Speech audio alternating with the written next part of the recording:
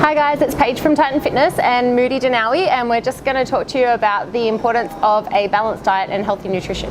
When you're referring to a person's diet, what is it specifically that you're referring to? See, the word diet has often a negative connotation associated to it, but the word diet in itself is just basically what you eat throughout the course of a day. So from the moment you wake up to the moment you sleep, what you consume, your fluids, your solids, that's your diet. Okay, perfect. Okay, it doesn't necessarily mean I'm going to embark on a venture of no carbohydrates or I'm going to start intermittent fasting. No, the word diet doesn't necessarily mean a regime. It's just what you consume. If you're a being, whether you're an animal, whether you're a human, what you consume from the moment you rise to the moment you sleep. That's all the diet is. Yeah, but because of the negative connotation associated with it, people have a different definition in their minds of what the word diet means. Great. So what's the most important thing to consider when you're eating? When you're eating, it's basic. The most important thing is to eat for you. And what I mean by that is don't look at the latest fad. You can use your favorite Instagram model for inspiration, but at the end of the day, your activities, your lifestyle, your taste bud satiety, your vocation, these are the elements that will dictate the way you eat. And you've got to eat for you, and the only way to do that is through education. So you have to understand food to be able to figure out how you should eat. And we're not born knowing what macros and micronutrients are. So it's a learning process. It's a learning process. Yeah, so it's eating for your body type. What makes you feel good? Exactly. What are your objectives? What are your goals? And what can you sustain most importantly? It's not just what I can follow, because anybody can follow a diet. I can follow your diet, I can follow anybody else's diet, but after a week or two, it's going to sink in that this is not for me, because it's become more of a chore. The way we eat from day to day should not feel like a job. We're busy enough as it is. We don't need, our diet shouldn't feel like a chore. Perfect. Okay, so what are some of the nutrients that people need to consume in order to best fuel their bodies? The basic fundamentals are your proteins, carbohydrates, and fats. Now, a lot of people will avoid carbohydrates. I'm not a fan of that, and we'll discuss that shortly. But essentially, you need all three macronutrients to survive.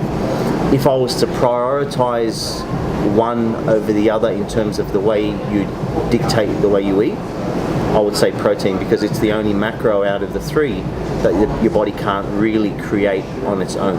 For example, if you eat something that's not a fat, but your body requires fat, your body will convert that macronutrient into fat. If your body's lacking carbohydrates, your body will convert fat into glycogen.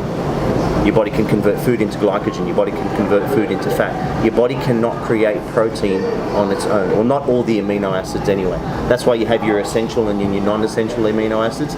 So you really have to be careful of, am I getting enough protein? Perfect. I think that's the most important thing. Okay, so are there any food combinations that people should avoid eating? It all depends on the objective. So if you're in a maintenance phase, then really you just should have a variety of everything.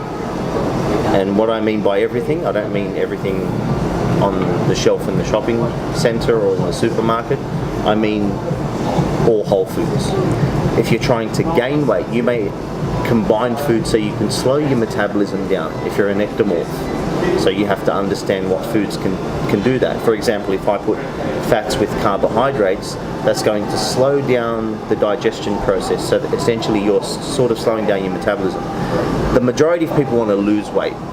So if you're trying to lose weight, you're best to combine protein with carbohydrates or proteins with fats.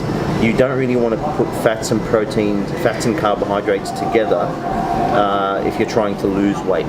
Because you want the digestion process to be quick, and your stomach needs to be empty and prepared for the next meal, because we all know weight loss requires meal frequency. Yeah, and I guess that's where that lack of education comes in for a lot of people, that's what it is. It's all about education. There is no right, there is no wrong. It's just what is right for you.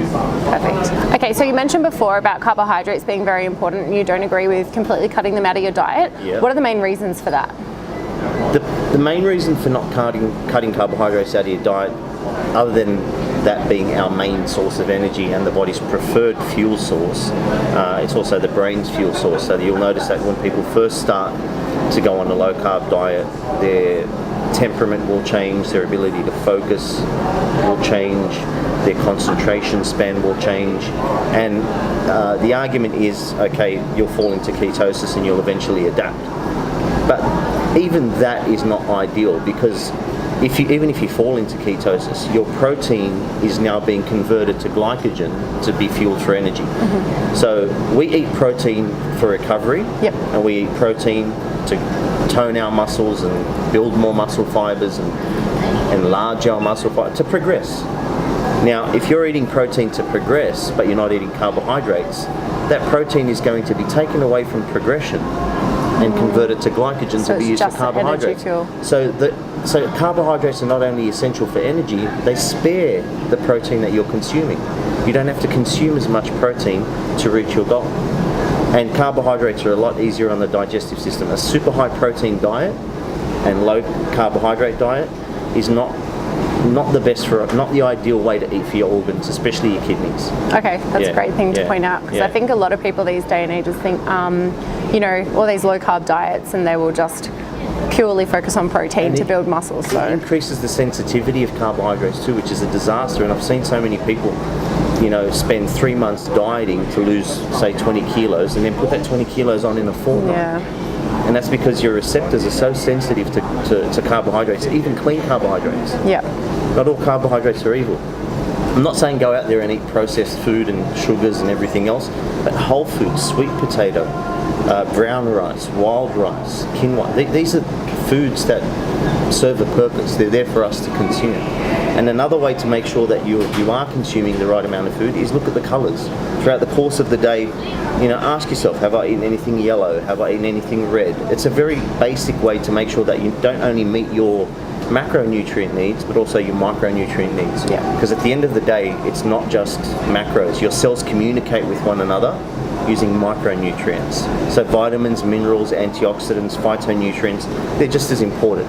They're not as exciting to talk about as protein, carbs and fats, because there are so many of them and they're very broad, but they are just as important. They are why we function, and they are how we function. Great.